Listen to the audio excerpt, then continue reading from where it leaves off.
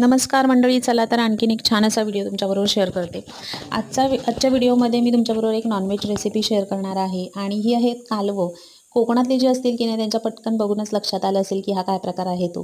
तर कालवं जे आहेत की नाही ती खडकांमध्ये सापडतात आणि खडकातून काढताना ना ह्यांना खूप जोखमीचं काम असतं.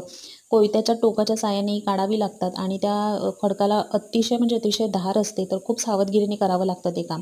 त्याच्यानंतर की नाही घरी आणल्यावरती ते हाताने व्यवस्थित चाचपून बघावी लागतात, कारण त्या खडकाचं जे कवच जे असतं की नाही टोकदार, तर त्याचा छोटासा तुकडा तुम्हाला दाखवते मी. हे बघा, हे बघा. तर असा की नाही छोटासा तुकडा की नाही त्या कालवांच्या टोकावरती कुठेतरी राहून गेलेला असतो. मग हाताने व्यवस्थित असं साचपून बघावं लागतं आणि त्याच्यानंतर तो काढून टाकावा लागतो, कारण त्यालाही खूप धार असते. त्याच्यानंतर इथे आपण नेहमी जी चिकनसाठी किंवा इतर मी तुम्हाला रेसिपी दाखवली आहे त्याच्यासाठी जशी फोडणी करतात तशीच फोडणी करावी लागते.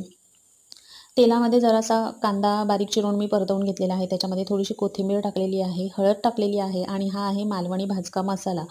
तर जसं मी नेहमी म्हणते तसं कोकणी पदार्थ बनवताना की नाही त्याच्यामध्ये मालवणी पदार्थ बनवताना त्याच्यामध्ये मालवणी भाजका मसाला एकच मसाला वापरून खूप उत्कृष्ट असं जेवण बनवलं जातं. कारण ह्याची चव एकदम अप्रतिम असते. खूप काही धना पावडर, जिरा पावडर, त्याच्यानंतर आणखीन गरम मसाले, आणखीन काय काय वेगवेगळे प्रकार टाकावे लागत नाहीत ह्याला. सगळं जे असतं की नाही ते एकाच मसाल्यामध्ये असतं आणि हा मसाला आत्ताच्या सध्याच्या दिवसांमध्ये प्रत्येकाच्या घरामध्ये याची लगबग चालू असते. तर ह्याचासुद्धा या मसाल्याचा डिटेल व्हिडिओ मी तुमच्याबरोबर शेअर केलेला आहे गेल्या वर्षीच. तर की नाही हा एकच मसाला वापरून खूप छान असं उत्कृष्ट जेवण बनवलं जातं आणि हीच मालवणची खासियत आहे. तर इथे मी साफ करून घेतलेली कालवं आणि बटाटी बारीक चिरून एक टाकलेली आहे आणि व्यवस्थित अशी ती आपल्याला शिजवून घ्यायची आहे. तर आता ह्याच्यामध्ये पाणी टाकावं लागत नाही, कारण कालवं जे आहेत की नाही त्यांना फोडणीला घातल्यानंतर झाकण ठेवलं का त्यांना आपोआपच पाणी सुटतं. तर शिजत आली आहे तसं वाटल्यानंतर आपण त्याच्यामध्ये वाटण टाकणार आहोत आणि हे सुद्धा वाटण कांदा आणि खोबऱ्याचं ह्याच्यापूर्वी मी तुमच्याबरोबर शेअर केलेलं आहे, मालवणी भाजकं वाटण म्हणून. तर तेच वाटण इथे टाकून घ्यायचं आहे आणि अगदी थोडंसं वाटण मी टाकलेलं आहे. या कालवांचे बरेच प्रकार करता येतात, त्याच्यातला एक प्रकार मी तुमच्याबरोबर आज शेअर केलेला आहे.